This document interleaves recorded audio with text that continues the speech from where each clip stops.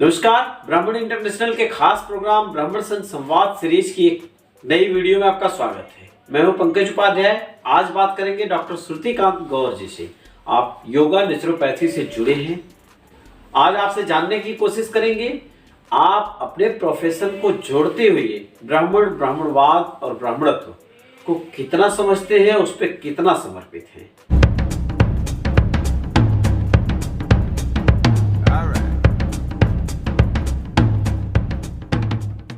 गौर जी, हमारे कार्यक्रम में स्वागत है आपका। बहुत बहुत नमस्कार, आपका भी स्वागत है।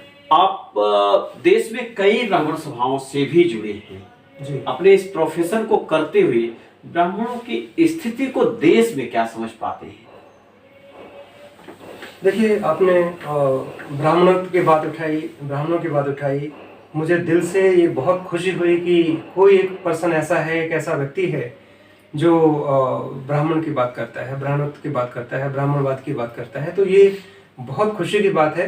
और व्यक्तिगत तौर पे अगर मैं कहूँ तो मेरे विचार ब्राह्मण भाइयों के लिए, विप्र बंधुओं के लिए बहुत ज़्यादा मैं फेवर करता हूँ। और मैं हमेशा इस कोशिश में रहता हूँ कि जिस प्रोफेशन से मैं बिलोंग करता हूँ उस प्रोफेशन के माध्यम से, या आर्थिक स्थिति अगर किसी की कमज़ोर है तो उसकी आर्थिक स्थिति को मजबूत करने के लिए जो मेरे से संभव हो सकता है, मैं हर संभव कोशिश और उस प्रयास में लगा रहता हूँ।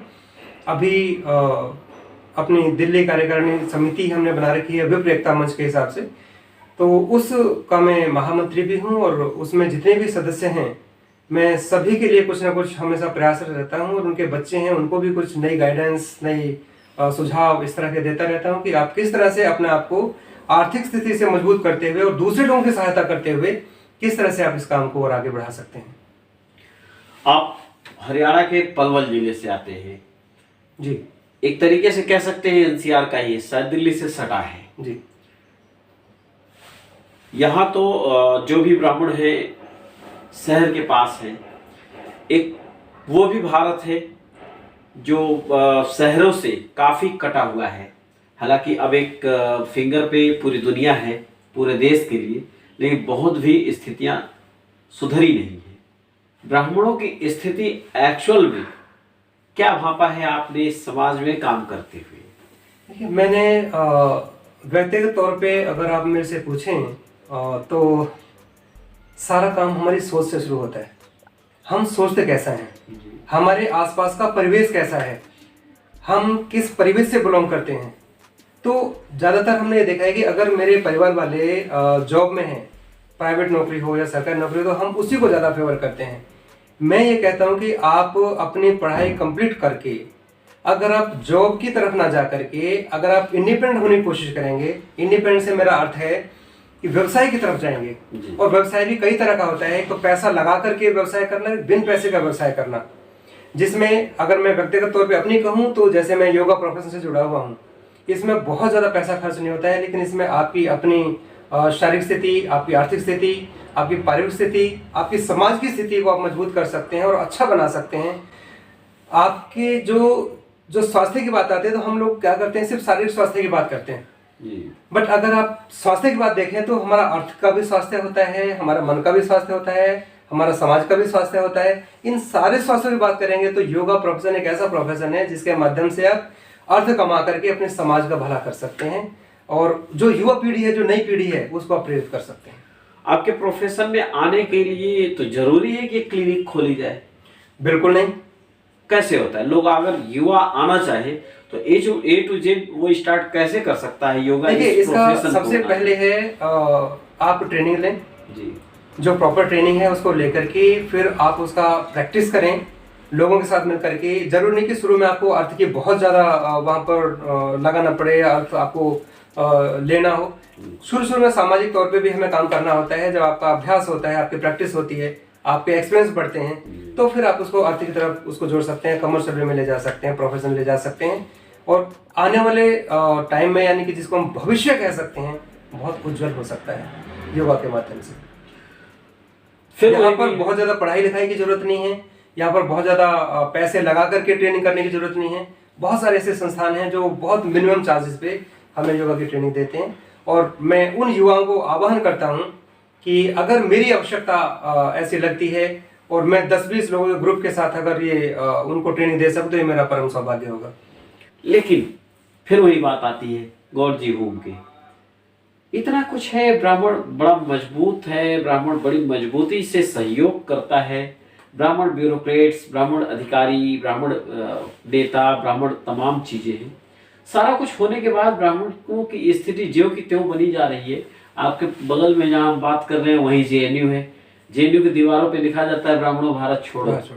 ये बातें आती कैसे हैं, कहाँ आती है? बड़ा मजबूत ब्राह्मण है। तो जब तक हम सिर्फ अपने बारे में सोचेंगे कि मैं सुरक्षित रहूं, कभी भी संभव नहीं है। जब तक कि हमारे अंदर सहयोग की भावना नहीं होगी, जब तक हम अपने साथ साथ दूसरे को सहयोग के साथ आगे नहीं बढ़ाएंगे, उनके साथ हाथ मिला करके आगे नहीं बढ़ाएंगे। बशर्ते मैं तो कहता हूं कि हम अपने लेवल से अपने लोगों से हाथ मिलाते हैं, या मैं अपने से ऊंचे वाले से हाथ मिलाता हूं कि उससे साथ मेरी दोस्ती होनी चाहिए। भाई लोगों, अगर हम अपने से ऊंचे वाले लोगों से हाथ मिलाएंगे, अपने से आर्थिक मजबूत वाले लोगों से हाथ मिलाएंगे, तो हमसे नीचे वालों से कौन मिलाएगा? तो जब तक हम अपने से नीचे वालों को हाथ पकड़ के ऊपर नहीं उठाएंगे, तब तक विकास संभव नहीं है। ये मैं अपने खुले मन से कह रहा हूं।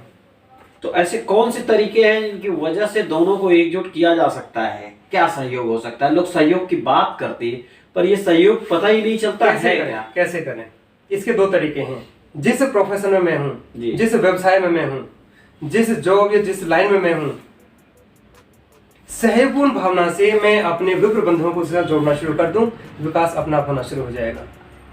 या बिल्कुल सही कहते हैं कि बहुत से लोगों को ये पता ही नहीं है कि हम हेल्प कैसे करें, या बहुत से लोगों को ये पता ही नहीं है कि हम हेल्प लें कैसे, इस काम को कैसे एक दूसरे से मिलकर के किया जाए। तो साथियों, मैं आपसे खुले मन से आह्वान करता हूं, आज के टाइम में नेटवर्क मार्केटिंग जिसमें पैसा नहीं लगता है, उसको आप बढ़ावा दें, उसके साथ मिलकर के चलें। योगा प्रोफेशन को आगे बढ़ाएं, जो आपकी हेल्थ को, आपके घर के, परिवार के, समाज की हेल्थ को बेहतर करेगा। जहां तक मेरी हेल्प की आवश्यकता है, मैं आपसे हाथ जोड़कर निवेदन करता हूं, आप कभी मुझे कॉल करेंगे, मैं आपकी सहायता करने के लिए हर संभव तैयार बैठा हूं। किस तरीके से आप जिस प्रोफेशन में हैं उसमें क्या कुछ कर पाते हैं अब तक ब्राह्मणों के लिए? किस तरीके से करते हैं? देखिए, अगर बहुत बड़ी बात ना बोलूं तो अब तक लगभग मैंने 200 से ज्यादा लोगों को, जिसमें ज्यादातर ब्राह्मण हैं, चाहे बिहार से हैं, यूपी से हैं, अपने मेरे हरियाणा से हैं, दिल्ली से हैं, मैंने उनको काफी सहयोगपूर्ण भावना के साथ उनको योगा सिखाया है। फिर उनको सर्टिफिकेट के लिए प्रेरित किया है। फिर उन्होंने 1 महीना, 2 महीना, 6 महीने के कोर्स किए हैं और आज वो अच्छा खासा अपने जीवन निर्वाह कर रहे हैं, अपने परिवार को चला रहे हैं। और मेरे ख्याल से 60-70 हज़ार, 80 हज़ार रुपए तक भी वो कमा रहे हैं। ये बहुत बड़ी अमाउंट है आज के टाइम में। आपका क्लाइंट ब्राह्मण कोई है, विप्र है जी, उसके लिए आपकी तरफ से क्या रिलीफ होती है? जरा ये भी हो जाए, क्योंकि दिल्ली में हो सकता है आपके नंबर को देख के लोग आपसे प्रेरित हों, आपको कनेक्ट करें। ब्राह्मण होने का उनको क्या फायदा आप दे पाते हैं? जो मेरे क्लाइंट हैं जी, क्लाइंट 2 तरह के होते हैं। एक तो जिनको मैं ट्रीटमेंट दे रहा हूँ, वो मेरे क्लाइंट हैं जी, और एक जो सिर्फ मेरे से सलाह लेकर के और फिर अपना इंडिपेंडेंटली काम करते हैं, वो मेरे क्लाइंट हैं आप। ओके, तो ऐसा होता है, जो मेरे क्लाइंट हैं उनको ब्राह्मण, ठीक है, वो अपना रोटी रोजी कमा रहे हैं, परिवार को चला रहे हैं, लेकिन ब्राह्मणों के लिए आप क्या कर रहे हैं, मैं उनसे सबसे पहले ये क्वेश्चन करता हूँ। और हम लोग मिलकर के ब्राह्मण के लिए क्या कर सकते हैं? तो ऐसा कई जगह मैंने देखा है जिन्होंने मेरी बात को सुन करके, समझ करके, रियलाइज करके कि सच में हम लोग जिस पद पर हैं, जिस प्रोफेशन में हैं, हमने कुछ भी नहीं किया है, उसके बाद उन्होंने उस बात पर विचार किया और बहुत सारे लोगों को अपने साथ जोड़ा और उनको आगे बढ़ाया। ब्राह्मण युवा देश में स्वावलंबी हो, इसके लिए उसको क्या मैसेज देना चाहेंगे? क्योंकि आज के वक्त में सबसे ज्यादा जरूरी वही है। स्वावलंबन के लिए मेरा एक ही छोटी सी बात है, आप अपनी सोच को बदलें, कुछ बड़ा सोचने की शुरुआत करें। जिस दिन से आप बड़ा सोचने की शुरुआत करेंगे, उस दिन से बड़ा होने लगेगा, आपके जीवन में बदलाव आना शुरू हो जाएगा।